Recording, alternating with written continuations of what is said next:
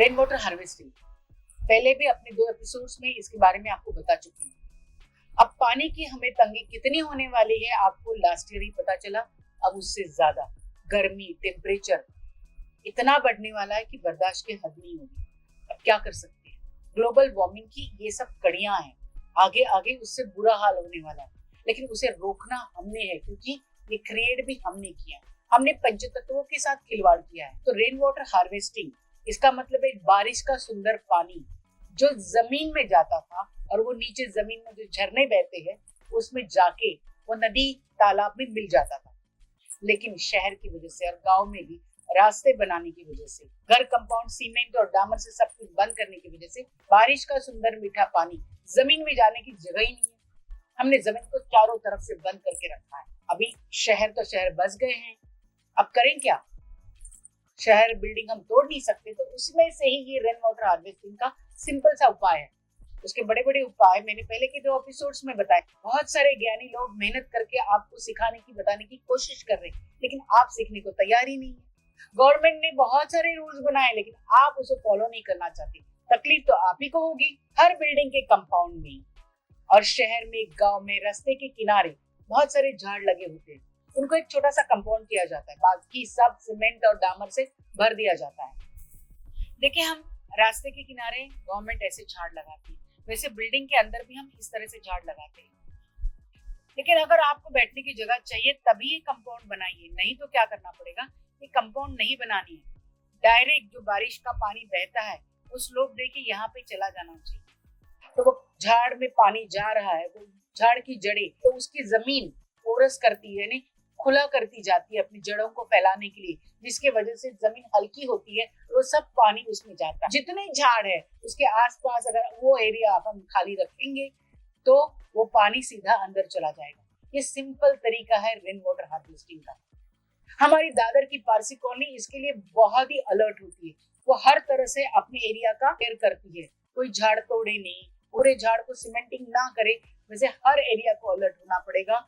ये एक सिंपल तरीका है। और एक दूसरा तरीका, आपकी बिल्डिंग के कंपाउंड में गाड़ियां जाने के लिए और पार्किंग के लिए सब जगह सुंदर से सीमेंटिंग की होती है, फर्श डाली होती है। अभी ये एरिया है जो हमारी बिल्डिंग में जिसके ऊपर गाड़ियां चलती हैं और ये गाड़ियां पार्क होती है।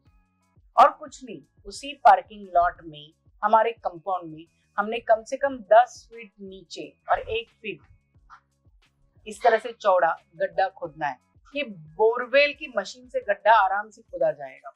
इसके अंदर ये इतने इतने कंस्ट्रक्शन के जो पत्थर आते हैं काले, बहुत सस्ते मिलते हैं, वो पत्थरों से ये पूरा एरिया भर देना है, जिसके वजह से ये एरिया जमीन से लग के है।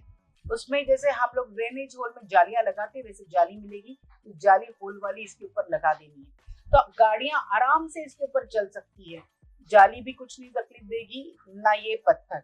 जो बारिश का पानी है यहाँ से पूरा जालियों से अंदर इन पत्थरों के बीच में से जमीन में जाएगा। पत्थरों की वजह से जमीन, मिट्टी एक साथ भी नहीं आएगी। आप कुछ भी करोगे तो भी एक पोरस रहेगा, पानी को जाने का रास्ता मिलेगा और वो जमीन में जाके नीचे जाके झरनों में मिलेगी। नेचुरल तरीके से रेन वाटर हार्वेस्टिंग चलेगी। आपके कंपाउंड में जितना बड़ा एरिया है, कम से कम 10 फीट के डिस्टेंस पे इस तरह से होल्ड करेंगे तो आपके यहाँ रेन वाटर हार्वेस्टिंग का और कोई तरीका ढूंढने की जरूरत भी नहीं पड़ेगी। आप अपने लिए, अपने फ्यूचर के लिए, अपने पानी के लिए कर रहे हैं। इतना सुंदर बारिश का पानी आता तो है, लेकिन नाले से वाटर लॉगिंग करते हुए समुद्र में मिल जाता है।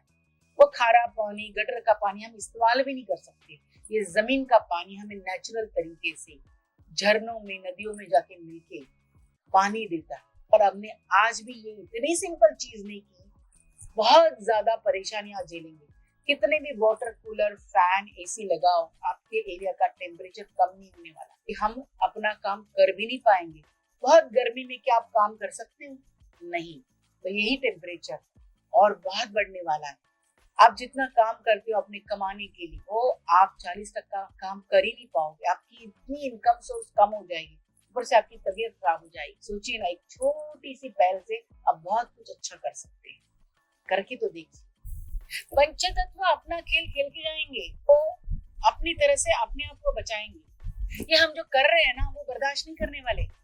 वो बस हम उनके बच्चे, इसलिए थोड़ा बहुत हमें सहारा दे रहे हैं, वार्निंग बेल्स दे रहे हैं, लेकिन हम सुधर नहीं रहे।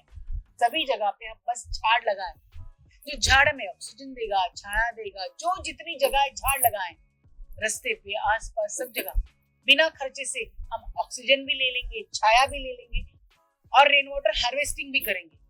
सुंदरता बढ़ेगी, अपना देश, शहर, बिल्डिंग बहुत ही साफ सुथरा और सुंदर बनेगा। इस दुनिया को हरी भरी बना दीजिए। बस एक ही पहल करनी है, वो एक नेचुरल प्रोसेस से हमारा पूरा एरिया, ऊपरी जमीन जो प्यासी है पानी पी लेगी। आज ये मत सोचे कि हमारी बिल्डिंग अमीर है, हमारे यहाँ पानी की कमी नहीं है। जब तालाब में पानी ही नहीं रहेगा, आपके यहाँ कहाँ से आएगा? आप खरीद के भी पानी ला नहीं सकते। अब तो जाग जाइए। इस सिंपल तरीका हर बिल्डिंग में, हर रास्ते में करना चाहिए। इतनी अगर हम अपने समाज के लिए, अपने खुद के लिए अलर्ट होके काम नहीं करेंगे तो और क्या करेंगे? ये दुनिया ही नहीं रहेगी तो हम कहाँ से बचेंगे?